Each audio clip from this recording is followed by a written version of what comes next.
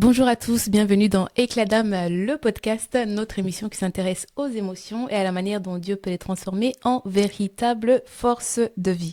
On pense souvent que le temps guérit, mais certaines blessures restent silencieuses et enfuies. Et parfois on avance en croyant avoir pardonné, alors que le cœur reste prisonnier.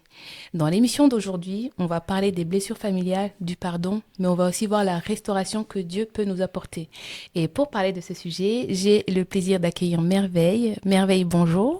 Bonjour. Bienvenue dans Éclat d'âme. Je suis ravie de Merci. t'accueillir. Est-ce que pour ceux qui ne te connaissent pas, parce que tout le monde ne te connaît pas, est-ce que tu peux te présenter brièvement et nous dire qui tu es? Alors, je m'appelle Merveille, j'ai 33 ans et je suis maman de 3 enfants et je suis mariée. Ok. Alors, tu as déjà des enfants, mais nous, ce qu'on va faire aujourd'hui, on va s'intéresser à ta propre enfance. Est-ce que tu peux un petit peu nous partager ton enfance pour qu'on puisse comprendre le cheminement des épreuves que tu vas avoir dans ta vie en ce qui concerne les blessures au niveau de la famille? Alors, moi, je suis la dernière d'une petite fratrie de 4 enfants. En Mhm, tout cas, on a grandi à 4 avec mhm, nos parents. mhm, C'était super, on s'est super bien amusés. J'ai eu une chouette relation, notamment avec mon papa. mhm, Je l'aimais beaucoup, énormément. Il disait qu'on devait l'appeler Dieu sur terre. Alors, du coup, c'était comme ça que je le considérais. mhm. Je passais beaucoup de temps avec lui. Et je disais à ma maman que je l'aimais lui et qu'elle, je l'aimais pas. J'avais envisagé de l'épouser. Voilà. Donc, j'aimais beaucoup mon papa et voilà. J'étais la dernière, on s'entendait bien, tout se passait bien. Donc, c'était une enfance où tu étais choyée, déjà dernière de la famille, en plus chouchou avec papa, vraiment la petite princesse de la famille à ce moment-là, en quelque sorte. On va dire ça. On va dire ça. Alors, il y a des événements qui vont venir un petit peu déstabiliser cette image que tu avais et votre famille. Est-ce que tu peux un peu nous parler de ces événements qui vont arriver dans votre famille? Alors pour moi, tout a commencé quand j'ai commencé à être témoin de violences familiales, donc de mon Mhm, papa envers ma maman. mhm, Ça a commencé un petit peu à me perturber parce que j'avais mon papa, ce héros, qui était aussi en même temps ce papa violent. mhm, Donc j'avais un petit peu mon esprit qui était perdu. mhm. Ok. Et donc, comment toi tu vas réagir à ce moment-là? Tu es encore jeune. Est-ce que tu vas l'exprimer? Est-ce qu'il va y avoir des comportements, ton comportement qui va changer? Est-ce que au niveau scolaire, tes notes vont baisser? Comment ça va s'exprimer ta déstabilisation à ce moment-là? En fait, moi, je suis quelqu'un de très qui m'exprime directement. Je Mhm, garde pas beaucoup mes émotions. Du mhm, coup, à ce moment-là, j'en parle facilement, en tout cas, avec mon frère. mhm, J'ai 7 ans d'écart avec mon frère et mhm, ça a toujours été la personne avec qui j'exprimais les choses. mhm, Donc, je lui en ai parlé, mais sans plus. mhm, En dehors de ça, ça n'a pas vraiment changé quoi que ce soit. J'étais à fond dans les études, à fond dans mes relations. Ça changeait pas trop à ce moment-là. mhm. Mais par contre, il y a un événement vraiment qui va se passer, qui va marquer ton enfance et qui va un petit peu te faire changer, commencer à te faire changer, à t'ouvrir les yeux, à te faire changer, à changer d'avis sur certaines relations que tu avais. Oui, en fait, aux alentours de mes 6 ans, Mhm, on est invité à un événement familial, en tout cas des amis de la famille. C'était un baptême, donc on est invité en famille mhm, et mon papa me prend moi et ma sœur, celle qui est juste au-dessus de moi, mhm, et il nous emmène avec une personne que j'apprends après que c'est sa copine. mhm, Il nous demande de l'appeler Tantine mhm, et on part à cet événement. mhm, Au début, je comprends pas qui c'est, mais en mettant un petit peu bout à bout les différents événements, différents éléments, je me rends compte que c'est sa copine. Et là, mhm, alors là, je me sens complètement perdue, je me sens un petit peu rejetée. mhm, J'ai au départ un sentiment, enfin avec les violences au départ j'ai juste un sentiment de peur, mhm, mais qui commence à se transformer en colère et puis progressivement en haine. mhm. Ouais. Ok. Et comment va être leur relation dans la famille? Parce que du coup, vous découvrez que il y a une autre femme. Est-ce que votre papa va être souvent présent ou il va partager son temps entre cette femme-là et votre famille? En fait, papa était présent la semaine, du Mhm. lundi au vendredi il était là et il revenait le dimanche soir. Donc il partait le week-end et il revenait le dimanche soir. Euh, et Et c'est comment tu vis le fait qu'il doit partir? Tu sais, le week-end, maintenant, tu es consciente d'où il va et comment tu vas vivre cette situation? En fait, j'étais très, très, très, très, très en colère. Mhm. Je devenais très, très nerveuse Mhm. vis-à-vis de lui. Du coup, la semaine, il y avait un climat quand même de peur. Mhm. En tout cas, moi, c'est comme ça que je le percevais.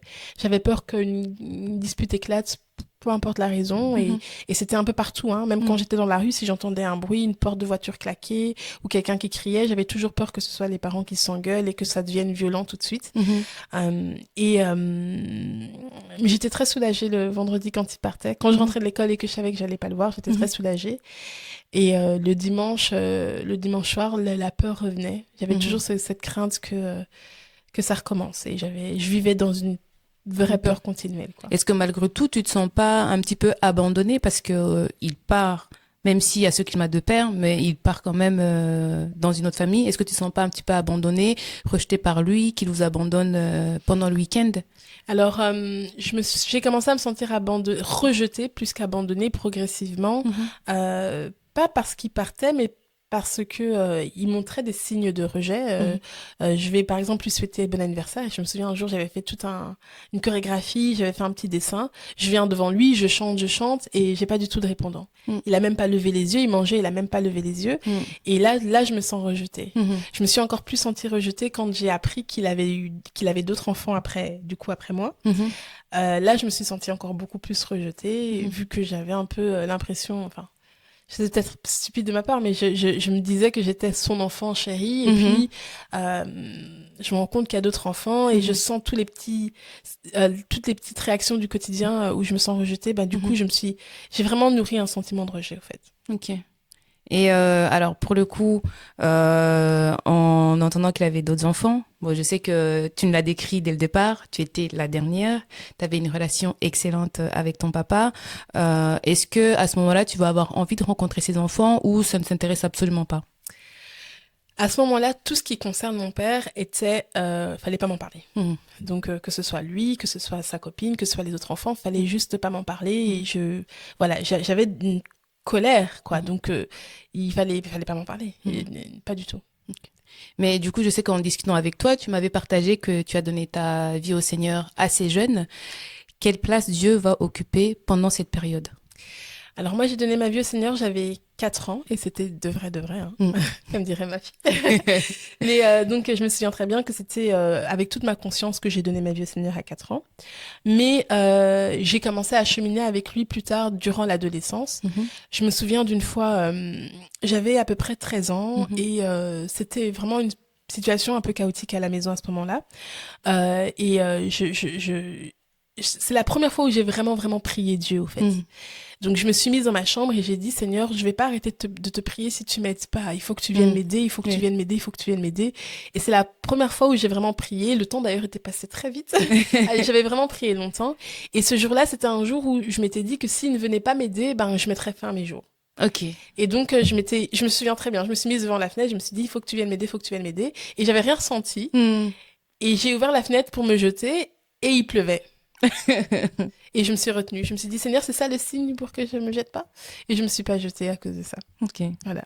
C'est comme ça que j'ai un peu senti que Dieu était là, mais il y a eu plein d'événements où, en fait, au quotidien, Dieu, je suis persuadée que Dieu s'est vraiment occupé de nous. Je dis de nous, mais je vais peut-être plutôt parler de moi. Je sais que Dieu s'est occupé de moi en m'envoyant quelqu'un pour m'encourager à certains moments, en me poussant parfois plus à prier, en me mettant en contact parfois avec des personnes qui m'ont soutenue ou qui m'ont juste encouragée par des paroles bibliques ou des encouragements particuliers. Je suis persuadée. J'ai eu une tantine, big up à elle, qui un jour m'a appelée, elle m'appelle, elle me dit bonjour Merveille, ça va? Écoute, je sais pas, hein, mais prends courage.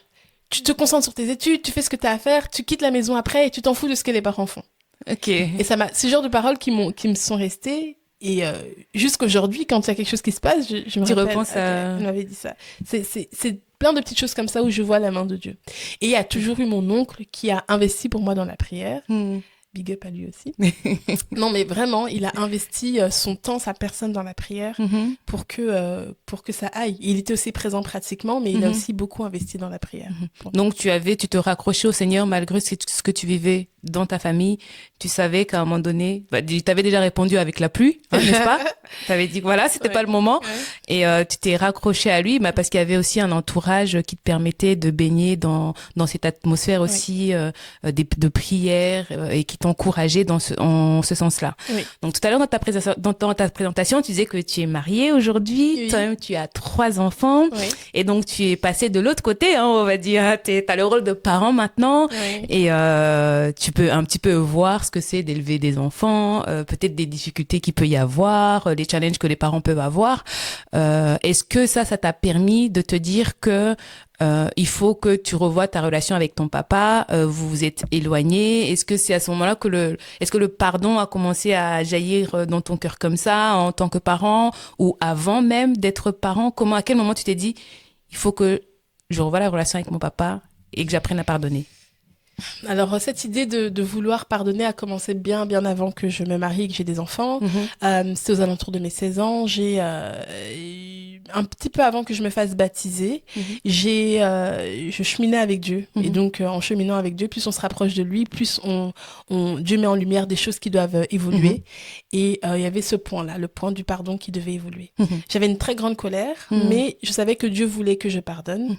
Et donc, c'est à ce moment-là que j'ai commencé à faire ce travail pour pardonner. Enfin, ce travail. J'ai commencé à me dire, il faut que je pardonne. C'est comme ça que je me suis dit. Et entre il faut que je pardonne et je pardonne, qu'est-ce que tu as entrepris? En fait, il s'est passé beaucoup de temps parce qu'au départ, je me disais, je prie, je dis à Dieu, Seigneur mon Dieu, je pardonne. Pardonne-moi de ne pas avoir pardonné avant. Je pardonne. Et puis, j'avais l'impression qu'une fois que je finissais ma prière, c'était bon. C'était fini. Et donc, j'ai fait ça plusieurs fois, sur plusieurs années. À chaque fois qu'il y avait quelqu'un qui revenait parler du pardon, je me rendais compte, en fait, que j'avais pas vraiment pardonné et qu'il fallait que je pardonne. Et du coup, je faisais ma petite prière. Et qu'est-ce qui te montrait que tu n'avais pas vraiment pardonné? C'est juste le ressenti que j'avais quand j'étais près de mon papa. Il m'énervait. Mais quand je dis qu'il m'énervait, c'était incroyable. Savoir qu'il respirait pas loin, ça me fatiguait. Entendre une histoire, ça m'énervait. Parce qu'en fait, c'était pas... Je pense qu'au moment de pardonner, j'étais vraiment bien. C'est juste qu'à chaque fois, il se passait encore un événement qui faisait qu'en fait, ça me tirait en arrière, en fait. Et à chaque fois, je pardonnais pas. Enfin, j'arrivais pas, en tout cas, à pardonner. Et en fait, tu réalisais que tu avais ce souhait de pardonner. Dans ta prière, tu disais que tu avais pardonné. Oui. Mais en le voyant, tu te rendais compte que tu n'avais pas réellement pardonné. J'y étais pas. Et comment tu vas réussir à avoir le réel pardon? Donc, aux alentours de ma petite vingtaine, donc je dirais 20-21 ans, je décide de cheminer de façon encore plus profonde avec Dieu, plus sincère. Et à ce moment-là, quand je prends cette décision-là, je vis une épreuve, ce que j'appelle une épreuve spirituelle. En tout cas, j'appelle ça la grande épreuve de ma foi. Et à ce moment-là, je me rends compte, en fait, que plus je m'approche de Dieu, plus je suis attaquée. Okay. Et si le diable peut m'attaquer, c'est parce que il y a potentiellement des portes ouvertes. Okay. Et du coup, je devais travailler sur toutes les portes que j'aurais potentiellement ouvertes. Et la porte du pardon, qui était une porte que je voulais qu'il se ferme, mais n'était toujours pas fermée. Il fallait que je m'y attarde. C'était une question de vie ou de mort.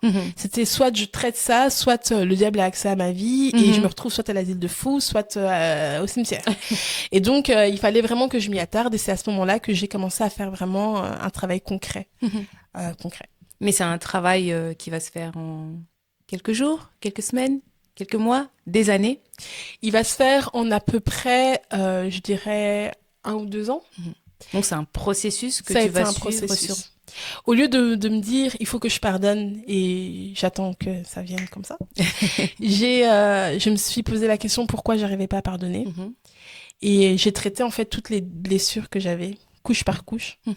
Je me suis arrêtée sur les différents événements qui me revenaient en tête, du coup ceux qui m'avaient le plus marqué, du coup ceux qui m'avaient le plus blessée.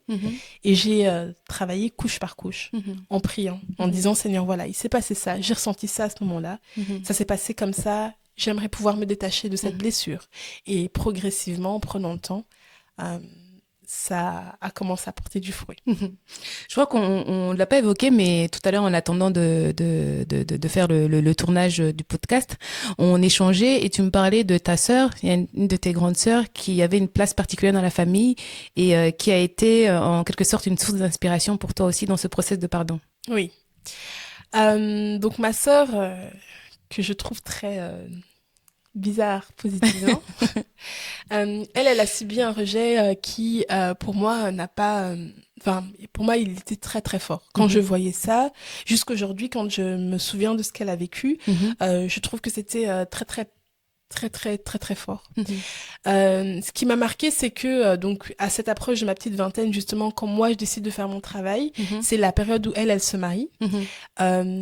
Et la relation qu'elle avait avec notre papa, c'était fort détérioré à cause de tout ce qui s'est passé, à cause du rejet qu'elle avait subi.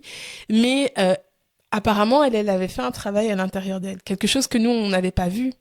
Mais au moment de se marier, elle décide que notre papa, qui la rejette, qui veut pas lui parler, qui veut rien savoir avec elle, sera son papa par rapport à tous ces événements. Donc, elle va chez lui et elle lui dit, écoute, peu importe ce qui se passe, toi, t'es mon papa, je te connais toi comme mon papa, je veux que tu sois présent, que tu sois présent pour la dot, pour tout ce qui va se faire et que tu sois là, quoi. Et en fait, elle avait fait un processus de pardon, entre guillemets, sans nous le dire, mais elle avait réussi à replacer notre papa à la position de papa, malgré tout ce qu'elle avait vécu. Et quand je lui ai posé la question plus tard, elle me dit, oui, mais c'est mon papa, peu importe ce qu'il a fait, il gère ses propres difficultés, ça n'empêche que c'est mon papa, et moi, je l'aime comme je l'aime. Et moi, ça m'a marqué, ça m'a... En fait, je me disais, si elle, avec tout ce qu'elle a vécu, elle a pu faire ça, je suis obligée, au fait. Ça me mettait une sorte de feu aux fesses, comme on dit. J'étais obligée de faire l'effort de pouvoir trouver une solution aussi, quoi. Et elle avait tout simplement compris, quand on dit honore ton père et ta mère, en fait, on nous dit pas de regarder à ce qu'ils font, c'est les honorer, peu importe les circonstances. Oui. Et je sais que tu m'as partagé que c'était une femme qui croyait en Dieu, oui. Qui, voilà, une femme de prière. Donc, je pense que peut-être des connaissances qu'elle avait, que toi, tu n'avais pas encore à ce moment-là. Et c'est bien aussi, Dieu l'a utilisé pour qu'elle puisse être une source d'inspiration pour toi, pour qu'elle puisse aussi t'encourager à pouvoir pardonner. Et aujourd'hui, comment tu décrirais la relation que tu as avec ton papa? Aujourd'hui, la relation que j'ai avec mon papa, elle est bien. C'est une relation un peu normale avec mon papa. Bon, parfois, il fait des choses quand même qui me dérangent. Mais ça reste une super bonne relation où je prends de ses nouvelles, on parle, on s'appelle. Voilà. Il est présent, quoi. Et toi, qu'est-ce que tu dirais à une personne qui est encore dans ces situations? Je sais qu'on est dans une nouvelle génération où il y a de plus en plus de difficultés entre eux, j'allais dire notamment les adolescents, mais parce qu'il y a il y a ce choc générationnel aussi qui peut interférer. Et je sais qu'il y a des jeunes qui nous écoutent, peut-être des moins jeunes aussi, évidemment. Mais quel conseil tu donnerais à quelqu'un qui a encore du mal à pardonner ses parents, qui n'arrive pas à trouver ce courage de passer ce processus? Quel conseil tu pourrais donner à une personne qui est dans cette situation maintenant? Ce que je conseillerais, c'est de faire face, déjà, de pas vouloir traverser la situation comme si c'était très facile, de faire face et puis d'être patient et de foncer, mais de façon patiente, en vraiment traitant chaque petit élément pour pouvoir avancer. Ouais. Et puis, je conseillerais aussi de pas suivre les tendances actuelles de fuir les parents toxiques. Une relation est toxique si on accepte qu'elle est toxique. Mais en soi, les parents restent les parents. La Bible, elle dit honore ton père et ta mère. Si c'est difficile, je pense qu'il faut parfois travailler sur soi, mais ne pas se dire, voilà... c'est un parent toxique, je lui parle plus, je fais ma vie loin et tout ça. Je pense que ça vaut pas le coup. Nous-mêmes, enfin, aujourd'hui, moi, en tant que parent, si mon enfant, aujourd'hui, m'en veut pour quelque chose, que j'aurais peut-être fait avec amour en pensant avoir fait le meilleur. Mon enfant me dit, ben non, c'était pas bien, ça m'a pourri la vie. Ben, ok, je suis désolée, mais je veux dire, j'ai pas envie que mon enfant me fuit parce que j'ai donné le meilleur de moi-même, même si le meilleur de moi-même est nul. Et ce processus de pardon, au final, t'a aussi permis de voir avec des yeux différents. Peut-être qu'une même situation que tu pouvais voir il y a 10 ans, il y a 15 ans, bah là, il peut peut-être faire quelque chose, mais tu n'auras pas, t'as plus le même regard. Le fait d'avoir fait ce processus qui mène au pardon, et puis d'être aussi maman, d'être en position de parent, ça te permet de voir les choses différemment et peut-être d'accepter... je veux pas dire accepter, mais peut-être excuser, parce que des fois, on dit... En fait, il faut Et aussi essayer d'excuser la faute de l'autre. On ne sait pas ce que l'autre a traversé, on ne sait pas par où il est passé, et nous on voit l'instant T, telle réaction ou tel comportement. Et donc c'est ça aussi que ça t'a permis d'avoir cet autre regard de... En fait, j'arrive à mieux comprendre. Je sais que mon papa a souffert et donc on ne donne que ce qu'on a. Et je pense que j'arrive mieux à comprendre qu'il fait de son mieux, vraiment, parce qu'il ne peut pas faire autrement, à l'heure actuelle en tout cas. Et par rapport à tes frères et sœurs, tout à l'heure tu disais qu'il y a eu d'autres enfants. Est-ce que tu as maintenant des relations avec tes autres frères et sœurs? Je ne sais pas combien ils sont, mais ceux que tu as eu après toi, puisque tu n'es plus la dernière de la famille. Oui, on a, ma fratrie, les 4 et moi, on a décidé d'entrer en contact avec eux, de pouvoir les rencontrer, parce que comme nous, eux, ils sont innocents, on voulait... au départ, on voulait juste les connaître, partager, recréer un lien finalement. Aujourd'hui, notre mission, elle est un peu plus grande parce qu'on a envie qu'eux aussi soient bien. Nous 4, on s'en sort super bien.